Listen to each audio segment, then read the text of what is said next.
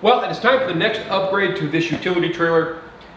This drop gate is very heavy. It works okay for me, but when my daughter or my wife or my dad need to use it, this drop gate can be kind of intimidating. So I've reached out to a company called VEVOR, and they have sent me drop gate assist springs. And those get mounted on these upper rails, and they hook down to the drop gate itself, and they reduce the amount of weight that you feel when you lower and raise the gate. I'm very excited to put these on here because it'll make the trailer much more user-friendly. Springs here from VEVOR.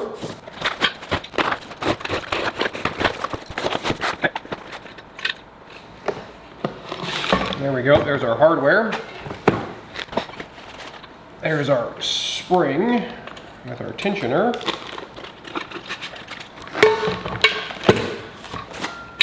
Our other tube and our fourth tube with the spring inside of it. So let's slide this all out of the way. Okay, we've got our hardware, our spring tube, our other spring tube here, and our two tension tubes. We're gonna get this thing out. We'll show you how we're putting it together. So this kit comes with two rails, one for each side. Step one in the whole process is taking the forward rail, which is really a guide tube, and it provides support for the wire as the tailgate goes up and down, is the first step of installation. We're gonna grab that tube, we're gonna lay it on the trailer rail. We're gonna make sure we have a no more than a 1/4 inch gap from the back of the trailer rail, because as the wire goes down, we don't want the wire to rub on the back of the trailer rail. Then we're gonna use our metal hole punch, mark where we're gonna drill on both ends. I'm also gonna put a line back here where the forward track that has the spring in it, which I haven't taken out yet, so here's the wire. And in this case, a double spring. So there is a spring inside of this spring. This gives you significantly more lift capacity. So we pulled that spring out. And we're gonna make sure we set this on there with the holes facing down. It's important that you pre-mark these holes before you start drilling anything, because otherwise you won't be able to get everything lined up properly. Punch those holes. Now that we have all 4 holes marked, we can get the tracks off of here and we can start drilling.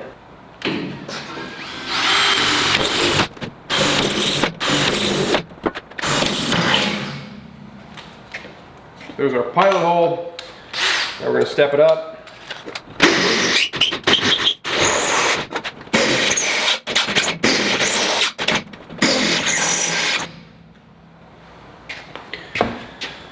We're going to check to make sure that the carriage bolts that the kit comes with are going to fit, which they do. At this point, we can actually bolt on the track, making sure that the carriage bolts slide down through.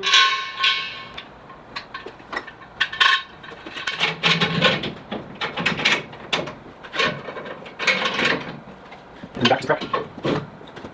This is why it's important you drill all those holes first. You wouldn't be able to get to these middle 2 if you drilled them or if you put the track on first. Now we're going to grab the provided nuts and washers and make sure that they actually say to use a washer, and they do.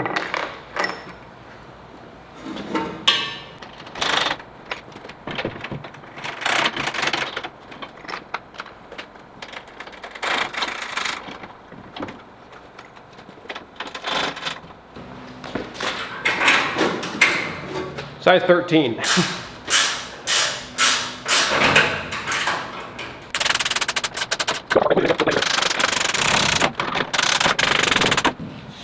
Okay. Now that we have the tracks installed, we can go ahead and slide the spring in and put the retaining pin in the end of the spring, and we'll have the wire hanging out of this end. So to do that, we just grab our spring and we're going to slide our wire in from the far end.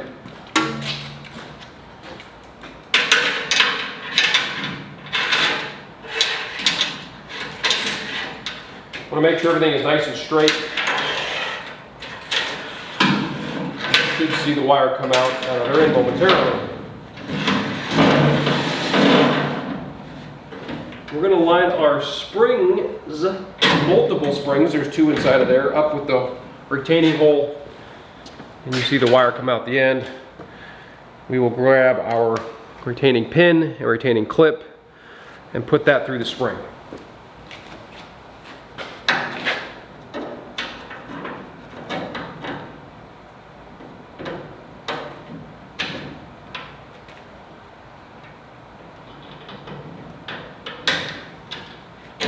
All right, so the spring is now installed. Wires coming forward all the way up to this point. We're going to go ahead and grab the 2 roller guides, these, and we're going to install them with the provided hardware.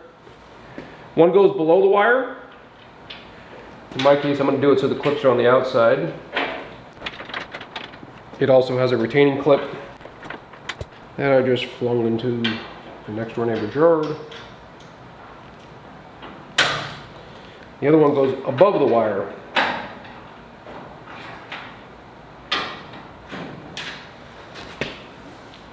Retrieving my clip and installing my clip.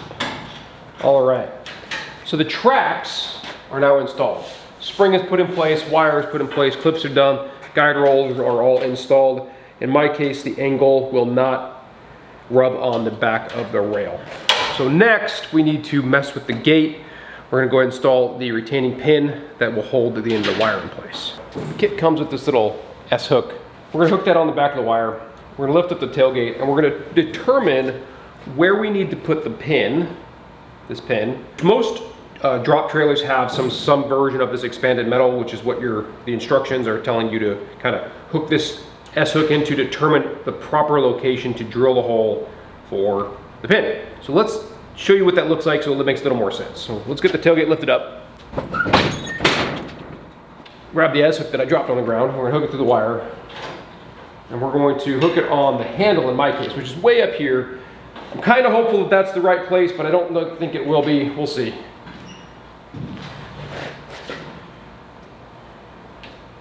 So the spring and the wire have plenty of tension.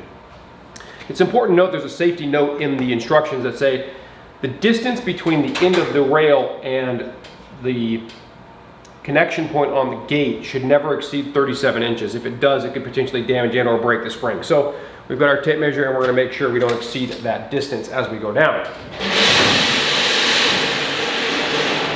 Which, that's 37 inches. So that's clearly not gonna work. So that's too high up on the gate. That spring's kind of noisy. I think a little bit of lube will go a long way, but we'll get to that in a little while. So I'm gonna go ahead and remove that spring. I'm gonna put it down here on this lower installation clip.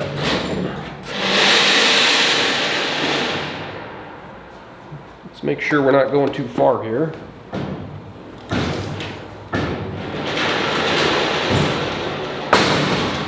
Right at 37.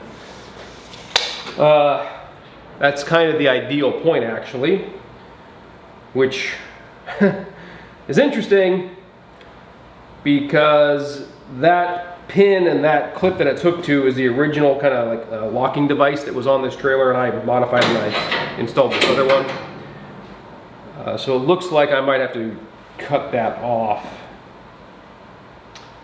Or maybe move the pin up just slightly, I think is what I will consider at this point. Yeah, so basically, this is kind of the ideal state. The higher on the track it can be, the more support you get all the way through the range of motion.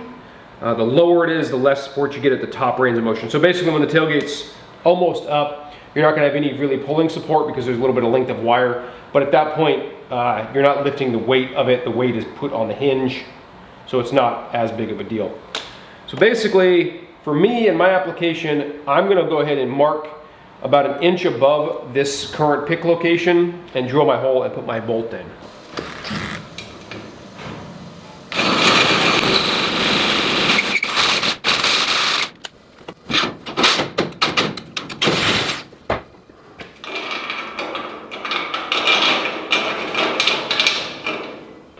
All right, now that we got that hole drilled, we need to get our pin installed. We need to put a washer on put our wire on,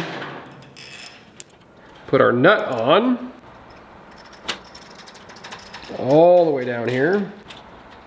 There we go. And we're gonna put another washer on. And we're gonna spin our wire up out of the way, put our pin through, put our washer on, and put our nut on.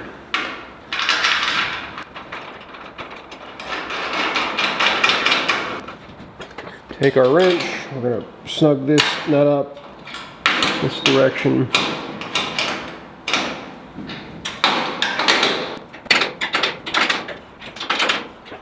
That completes the install of the track on this side. So let's give it a whirl and see what we think. So the cable is nice and out of the way, and it picks up the tension. So I want to point out before I lower this that this is the area that won't have the spring support, which is still drastically better than what it was before. I mean, it's unfortunately loud, but spring support.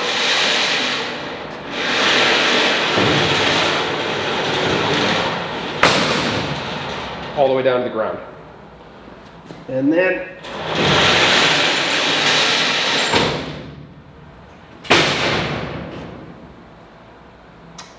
that is pretty awesome.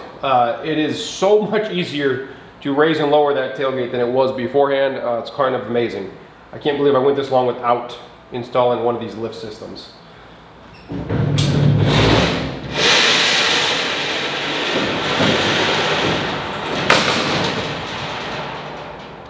All right, this is gonna wrap up the spring assist lift gate openers from VEVOR. I reached out to them and I requested this specific kit come. I will tell you that I did disconnect the spring inside of this, which is why this wire is loose. There are two separate kits from VEVOR. There's this one, check out the link in the description, with two springs. If you had a larger door, this would be great. And then there's a kit with a single spring, which is really what I should have gotten, and only one spring is hooked up on the one side, and that would have worked fantastic. Both of those will be linked down in the description. Overall, installation was extremely easy, took about an hour. The first one, a few minutes to figure out the instructions, a few minutes to get everything right. Once I got that done, the second track went on extremely quickly. Overall, the safety factor and the usability of the trailer has drastically improved. Very pleased with this. Really wish I would have done this a lot sooner. I've had this trailer for a while, and this made it a much more user-friendly trailer. Couldn't recommend it enough. Check out those links in the description. Really hope you guys enjoyed. Hope you got something out of this one, and until next time, thanks for watching.